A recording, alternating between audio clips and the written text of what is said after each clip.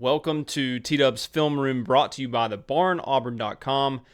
Today's episode is the first in a series called Why Auburn Lost, and unfortunately, we have quite a few of those to cover, 7 to be exact, from the 2024 season. Today, we will look specifically at the Oklahoma game, a game in which Auburn was down early, up by double digits with only 11 minutes or so to go in the game, and still found a way to lose, all while outgaining Oklahoma by almost 200 yards. So let's get right to it. All right, so I've got around 6 that are like the big markers, big points that I charted that to me are like the biggest reasons Auburn lost this game. Starting right here in the first quarter, 3rd and 5. Obviously like a third medium type situation. You can already see what we've got going on. Pretty much man coverage across the board. 3-man down, some type of 4 or 5-man rush potentially.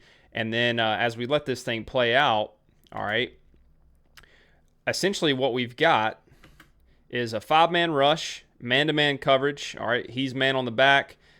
Eugene here, the linebacker, is the only guy that doesn't have really a specific responsibility. For all I can tell, he's not even necessarily a true spy. He's just maybe trying to affect this bunch and then play kind of a hook curl type of zone here to help out on this, 3rd and medium here. So we have a double kind of stunt on the defensive front, which typically is a good idea versus a running quarterback. It doesn't really work. We don't, we're not able to maintain gap integrity here. Asante obviously has his eyes up, but nobody can get this guy in time. He breaks it. We don't really have safeties playing zone coverage on the back end. He's able to take it to the house for a touchdown. So again, 3rd medium, we're going to look at some adjustments that DJ Durkin and the defense made later in the game. We get a good view of this, I think, from the back end just a second. All right, just to see this thing play out. Again, you can see kind of the double stunt here. Again, trying to close those gaps, typically a good idea versus like a quarterback draw call or something like that. Even screens, typically a good idea. But, hey, dude's an athlete, broke it wide open. But let's take a look at some of the adjustments that Durkin and the defense made. All right, picking it right back up. 3rd and 3. All right, later, obviously, the score's a lot different. We're in the second quarter, starting to get to halftime. Pretty similar look here, no? We got a bunch. You think this guy's kind of having the same zone type deal and man across the board, safety man on the back. Pretty much the same look from Oklahoma as well. But there's a personnel difference and there's a schematic difference here as well defensively. So here, just a 3-man rush. Mausi, the linebacker, drops just to kind of help Asante here in that hook curl zone. And this is DeMarcus Riddick, the true freshman linebacker, a true spy, all right, on the quarterback, chases it down, makes a great play, a sack on 3rd down, and Auburn's able to get off the field. All right, skipping ahead, kind of the second adjustment, another similar type look from us. You got your 3-down look with the 2 mug backers kind of in the A gap here. All right, Riddick's here, same type of deal. All right, this time a 3-man rush with 2 spies. All right, this is what we've got with kind of a man and a Rob safety, or I guess he's man on the back here as well. So pretty much man across the board.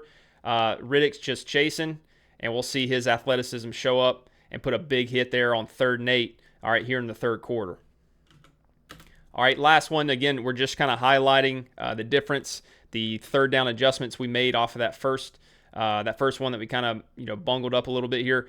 Here, it's kind of your double mug, A-gap, wide 9 type set. All right, again, we're showing basically cover 1, man-to-man, all defensive backs, corners, eyes on their man, so it doesn't look like zone coverage. Here, though, DeMarcus Riddick's lineup just as an edge rusher, all right? And that's essentially what he's doing. Now, I do think we're probably telling him and McLeod to, rush, but also, make sure we're containing. They do a really good job of that. Don't let them outside of the contain men there. So 3rd and 11, another good stop for Auburn. But again, those are essentially the adjustments that we made off that bad 3rd down conversion that they gave up early on. Here you can see from the all-22, again, essentially it's just man-free. All right, so cover 1, man-to-man, everybody doing a pretty good job. Look, this guy's open here, but at the end of the day, that's your field. That's a pretty long throw, so that's the one that you're going to, be happy with giving up. So good job by Durkin and his staff making adjustments. All right, so again, kind of these 6 points of the game that I think are the biggest reasons Auburn lost. Number 1 was the Hawkins touchdown, and then we kind of showed the adjustments. Number 2 is this play right here, or this sequence right here.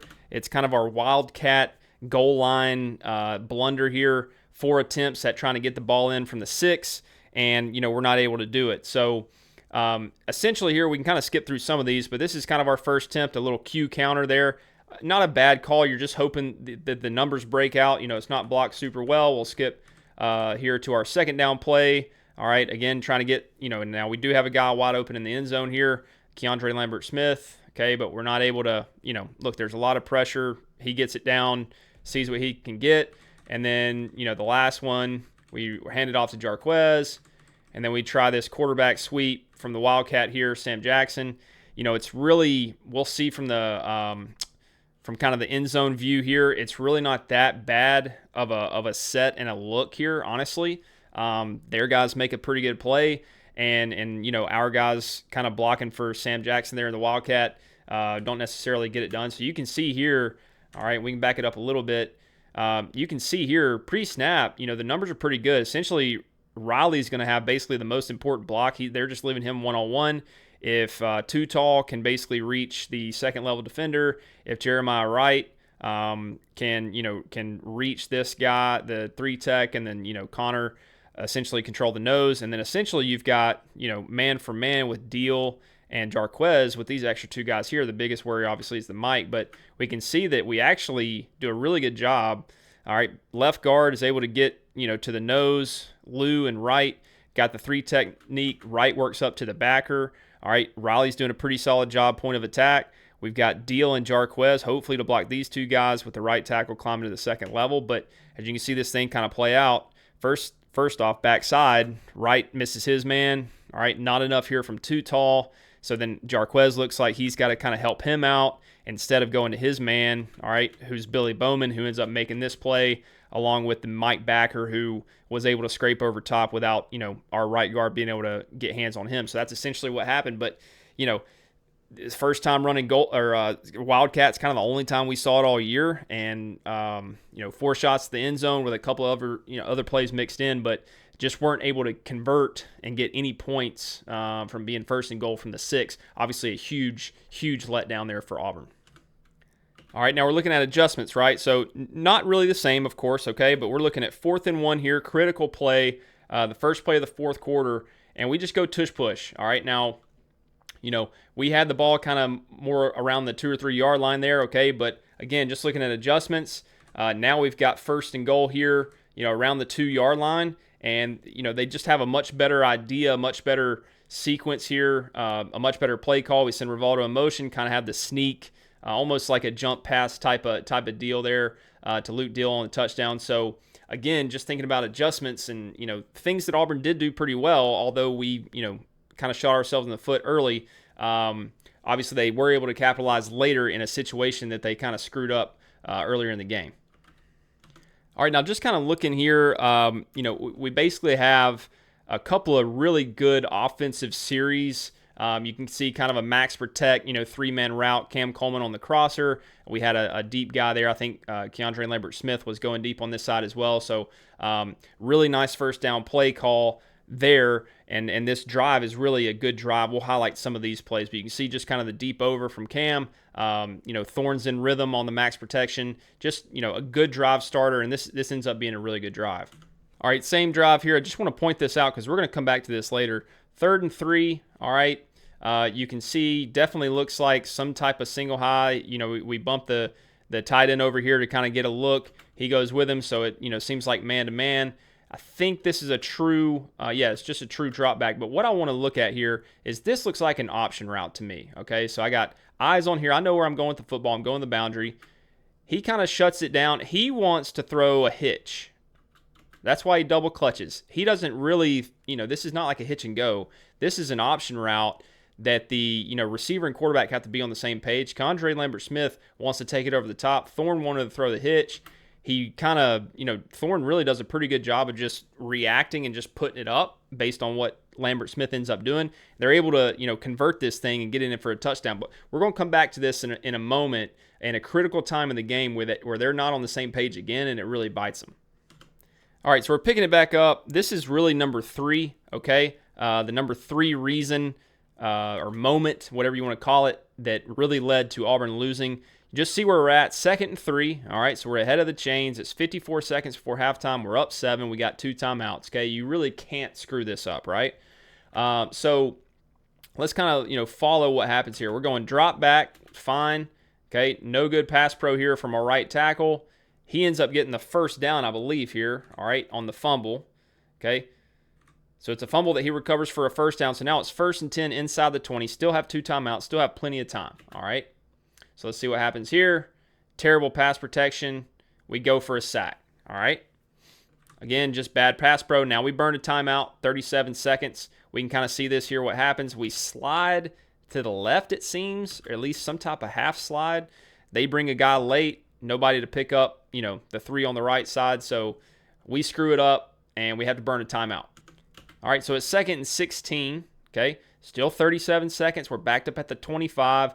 We've still, we just got 1 timeout. So now we're thinking more conservative, so we're just going to hand this thing off, try to get closer to, to field goal range here. So it's 31 seconds or so at this point when the ball, when he goes down, essentially.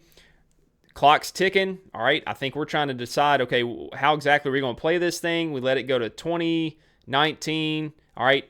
Then we call a timeout. That really makes no sense, okay? It really makes no sense. We messed this up, and in a second, you'll see exactly how bad we actually messed this thing up. All right, so it's 3rd and 10, okay? We have no timeouts. There's 20 seconds left. So, your coaching here would be, look, what I would think is, take a shot at the end zone or at least take a shot past the sticks. So if we do, convert, but we're in bounds, the clock will stop. We can spike it, have a chance at maybe having another shot at the end zone here. All right, but the 2 things you don't want to do are have a sack or have a completion inbounds short of the sticks, right? Those are basically the 2 things that you can't do as a quarterback. Now, they're loading the box, so we adjust. All right, now we're bringing guys in. We want a 7-man protection. All well and good. I like that. It looks like man-to-man with maybe a free safety here, right? And that's essentially what we have. Free safety just looking to cheat. And for whatever reason, we run a hitch short of the sticks. He gets tackled in bounds. Clock's ticking. Now, to our coach's credit, we've got the fire drill kind of thing going where, hey, we know if we get caught in bounds, we're going to try to run out there and put a field goal up. All right, they actually do a pretty good job of executing and getting this thing off, okay, except for he shanks it. And then essentially, we don't have to go through this, but they call a flag on Oklahoma. We get another shot at it. They move it, super close, and we still manage to miss this 27-yard attempt from the right hash. And so we go into halftime. Hugh's not happy with no points, all right, in that situation. So you think right there, so far 2 of the 3 big plays so far in this game have been Auburn not being able to get any points from being, inside the 20-yard line. So pretty bad there. All right, so really want to set the table, okay? So again, so far we've kind of shown 3 of what I'm calling the 6 big plays that really cost Auburn here. I really want to set the table for the next 3 and really hammer in this, where the game is at this point. Auburn's up 21-10. It's the 4th quarter. It's 4th and 10. They were 3rd and 16 and got a screen pass to get 6. Huge moment in the game here, right? If Auburn gets a stop, they're going to have it close to midfield and feel really good about their chances. Jalen McLeod comes screaming off the edge, gets a sack. Everybody's going crazy. I mean, Auburn's got all the momentum in the world. And all the likelihood, honestly, that they're going to be able to put this game away. So that's where we're at, and, we'll see where we're headed next. All right, so about 11 minutes left to go in the game. Auburn got a first down here off of that turnover on downs. We're approaching the 30-yard line going in. Everything's looking good, right? So now there's still 11 minutes left. This is not time where you just can't have any pass attempts. We're an RPO offense, okay? So we're running RPO here. Peyton Thorne's reading the field safety. All right, he drops down, so that's kind of a single high cover 3 type of look. So you've got the RPO, you want to pull it and sling it out there. That's all well and good. This is your guy. All right, we throw it here. Luckily managed to not have a turnover on that situation. Okay, now we can do, again, it's a numbers game, right? They have 7. We only have 6 guys to block. All right, here's the 7. He drops, boom. We know we're good. Cam Coleman's wide open. All right, so that is not a coaching problem, all right? That is a, for whatever reason, quarterback not being able to see the field problem in that situation. But this is truly the beginning of the end, all right? So now it's 2nd and 10. When we know the clock is stopped, not ideal. Now, This is what we were talking about earlier. We scored a touchdown earlier when our quarterback and our receiver were not on the same page. And now it's coming back to bite us in the butt because we're not on the same page again. All right. Peyton Thorne, and I think rightly so in this case, the corner's off. We can see plenty of cushion here. He wants the hitch. Keandre Lambert-Smith again wants to go. We throw the hitch. And now we're back-to-back incompletions when we're trying to work this clock down. And now, things are getting a little testy. Okay. Again, the beginning of the end, this particular possession, I personally think was where Auburn really lost the game. All right. We've got one more play here on third down we'll look at too. Now, I didn't waste a ton of time showing this, but they lined up third down, clock's ticking. We end up having to burn a timeout, and this is when Peyton Thorne and Hugh Freeze kind of go, animatedly back and forth with each other on the sideline. Okay. But it's 3rd and 10. All right. Again, we probably want to run the ball here. We're not thinking we're going to, put it in harm's way and risk a turnover. Now, we're essentially still going to run a read option, I think, here in kind of a front side counter action. This ends up being the read player, but, okay, because he's lined up outside of the receiver here, I don't think, our quarterback's really aware that this guy's going to be coming.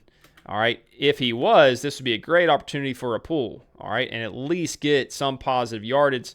But, he did a good job disguising it, ends up getting in late, loses, maybe half a yard, makes this a really difficult field goal attempt. And, of course, we know we miss it from 51 yards. We can't even make a 27-yarder, right? So we know we're not going to miss that.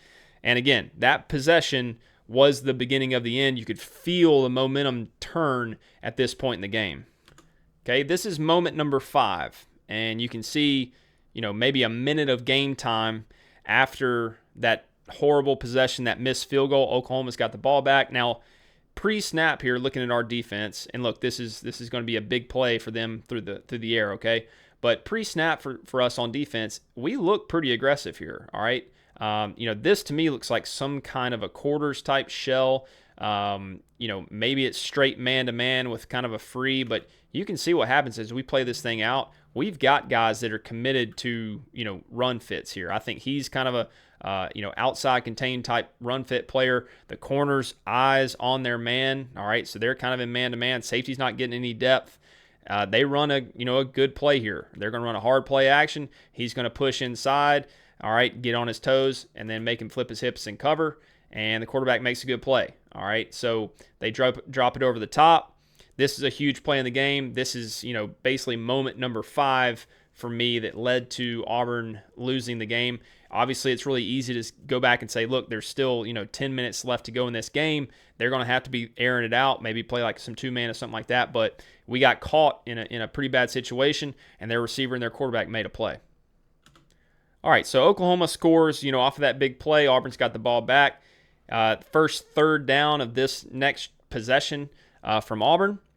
And I just want to highlight this because this pre-snap motion, and when I say pre-snap motion, the key there is that one of our guys is still in some type of motion as the ball is snapped.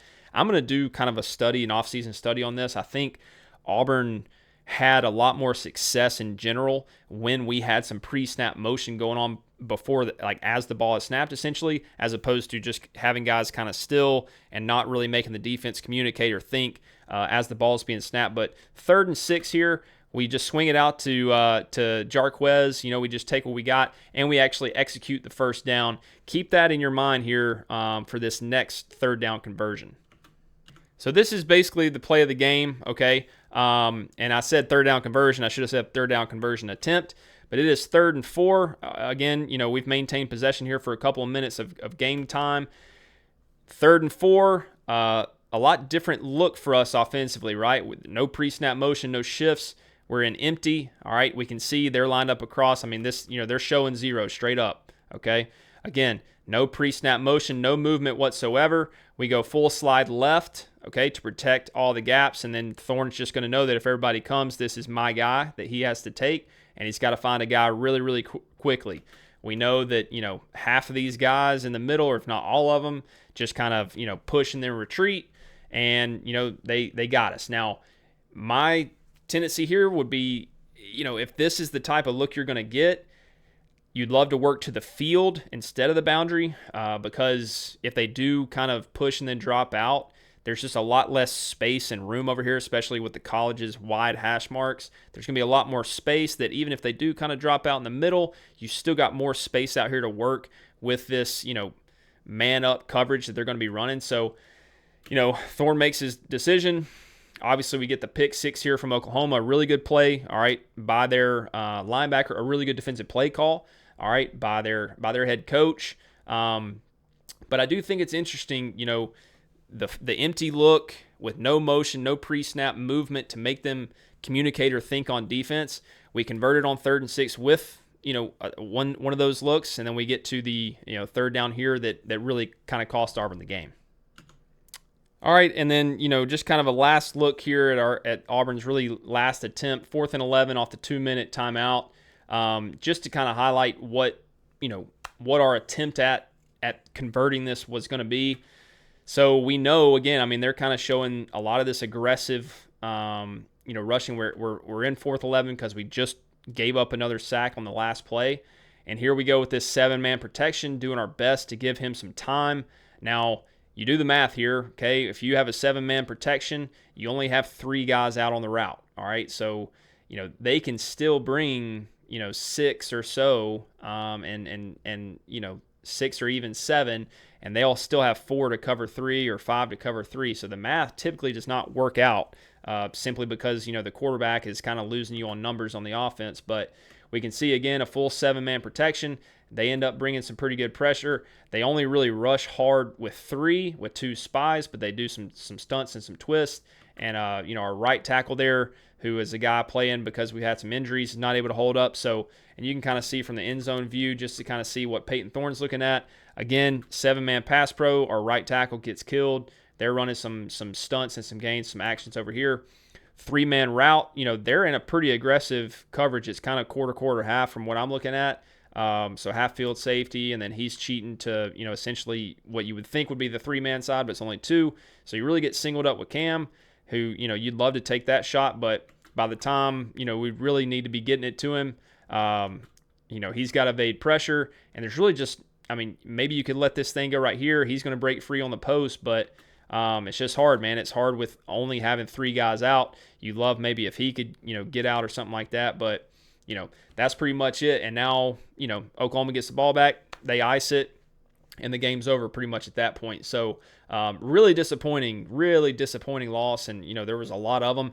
We're going to cover them in this series, unfortunately. The Why Auburn Lost series here on Tdub's Film Room, again brought to you by thebarnauburn.com. Go over there. It's great message board. This is how a lot of us have felt for a few years, but I do think hope is here. I do think we've got some things here, and even with DeMarcus Riddick and some of these things that we did see, you do like Auburn's trajectory. So keep tuned here on Tdub's Film Room, and until next time, I always appreciate you guys watching. Thanks.